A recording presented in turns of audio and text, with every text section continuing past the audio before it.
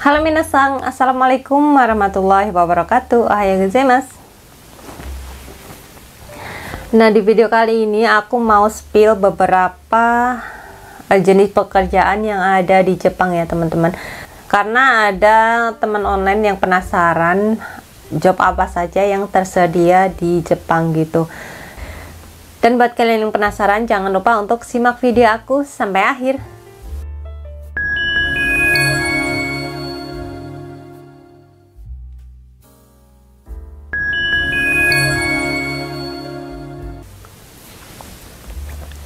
Nah teman-teman, langsung aja ya. Kali ini aku mau spill beberapa lowongan pekerjaan yang ada di Jepang.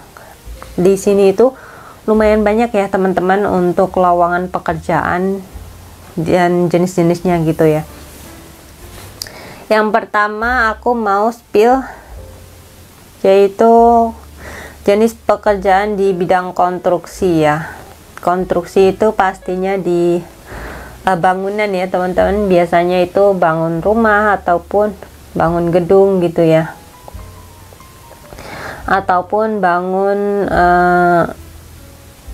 bangunan-bangunan yang lainnya ya teman-teman, seperti apato gitu ya, atau apartemen gitu ya. Kemudian yang kedua ada bidang pertanian ya, pekerjaan di bidang pertanian gitu. Pertanian itu biasanya ya meliputi dari penanaman, perawatan tanaman, terus kemudian panen, kemudian pengepakan gitu ya. Itu kadang di pertanian daun bawang ada, terus kemudian di Horensho atau bayam Cina ya kalau nggak salah. Nah itu pertanian seperti itu teman-teman. Juga banyak pertanian menanam tanaman yang lain gitu. Kemudian yang ketiga ada peternakan ya. Di sini lumayan banyak juga peternakan teman-teman. Salah satunya yaitu peternakan sapi ya. Itu waktu aku berangkat kerja itu banyak melewati peternakan sapi juga ya teman-teman. Di sini lumayan banyak peternakan sapi. Tapi ya mungkin ada peternakan lainnya gitu ya. Temen aku juga ada yang bekerja di peternakan sapi. Terus sekarang mungkin sudah sekitar 2 tahun ya bekerja di peternakan sapi. Banyak juga kok yang orang Indonesia yang bekerja di peternakan sapi ya teman-teman. Kemudian yang keempat ada job perawat lansia. Nah perawat lansia itu biasanya disebutnya kaigo ya. Di Jepang biasanya disebut kaigo gitu. Kalau untuk perawat lansia itu bukan perawat lansia yang di perumahan ya kalau di Jepang teman-teman, karena belum ada, saat ini belum ada perawat lansia yang di perumahan seperti contohnya di Taiwan waktu saya dulu gitu ya. Perawat lansia itu di perumahan sekaligus PRT gitu ya. Kalau di Jepang belum ada. Ini setahu aku perawat lansia itu di panti jompo gitu teman-teman.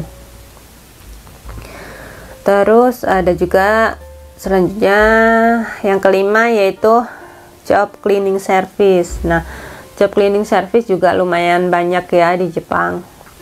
Itu biasanya bersihin gedung-gedung gitu, seperti rumah sakit, pabrik, terus kemudian hotel, terus kemudian supermarket, terus kemudian ada mall gitu ya. Terus cleaning service yang setiap harinya beda-beda tempat juga ada ya, karena cuma gantiin orang Jepang yang libur gitu. Itu juga ada job seperti itu ya teman-teman, job cleaning service-nya. Jadi setiap hari pindah-pindah gitu. Ada juga yang job cleaning service-nya satu tempat gitu juga ada.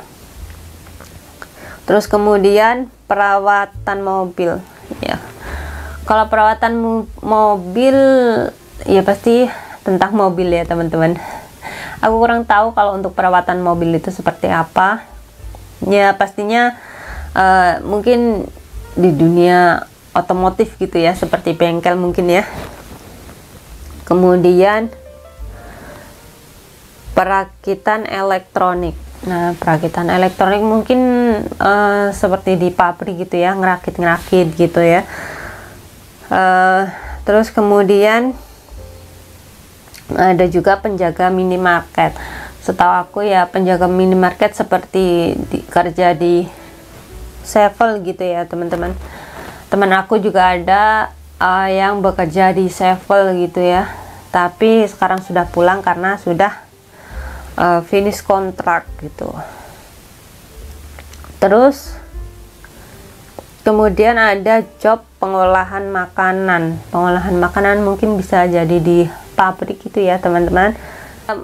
Pengolahan makanan mungkin seperti mengepak makanan gitu ya teman-teman, bungkusin makanan juga bisa, terus kemudian bikin makanan gitu ya. Terus kemudian ada juga pengelasan teman-teman ya, mungkin ngelas besi gitu ya. Aku kurang tahu kalau untuk pengelasan seperti apa teman-teman ya. Contohnya ya pasti mengelas besi ya teman-teman, nggak mungkin mengelas kayu gitu. Terus kemudian ada job pengecatan teman-teman ya, mungkin ngecat gedung gitu ya, ngecat rumah pastinya ya, ngecat bangunan ya teman-teman. Terus kemudian ada juga job pabrik. Nah, di sini juga lumayan banyak pabrik ya, seperti pabrik ya, pabrik motor gitu, pabrik perakitan gitu juga banyak. Nah, jadi di Jepang itu banyak sekali job-job seperti yang saya sebutkan ya teman-teman. Banyak jenis lowongan pekerjaan di Jepang ya. Ini barusan yang aku sebutkan saja sudah ada 12 bidang pekerjaan ya, dan mungkin bisa jadi lebih teman-teman, karena setahu aku masih ada juga ya selain yang barusan aku sebutin gitu. Nah, buat teman-teman yang mau proses bekerja di Jepang, mungkin sudah ada gambaran ya kalian mau bekerja di bidang apa gitu. Semoga video aku barusan itu bisa membantu teman-teman untuk mempunyai pilihan mau bekerja di bidang apa gitu teman-teman. Dan terima kasih buat kalian yang sudah menonton video aku sampai akhir teman-teman. Buat kalian yang sedang proses mau ke Jepang ataupun sedang ingin bekerja di Jepang ataupun yang sedang belajar di LPK, kalian jangan lupa untuk semangat dan tetap optimis bahwa kalian itu pasti bisa bekerja di Jepang. Dan jangan lupa ketika kalian belajar bahasa Jepang itu untuk selalu semangat ya teman-teman, karena bahasa Jepang di sini itu sangat penting, sangat dibutuhkan ya, supaya tidak terjadi miskomunikasi ya, antara atasan ataupun antara kalian dengan atasan ataupun sesama rekan gitu ya. Jadi kalau atasan menyampaikan sesuatu kepada kita ataupun teman Jepang menyampaikan sesuatu kepada kita gitu, kita bisa paham ya, dan tidak terjadi miskomunikasi teman-teman. Jadi kalian harus semangat belajar bahasa Jepang karena sangat-sangat penting. Nah, terima kasih banyak buat kalian yang sudah menonton video aku sampai akhir. Jangan lupa untuk like, komen, dan subscribe ya teman-teman, karena dukungan kalian itu sangat berarti buat aku. Dan mohon maaf apabila ada salah-salah dalam berucap ataupun berkata-kata ya. Sampai jumpa. Wassalamualaikum warahmatullahi wabarakatuh. Sayonara.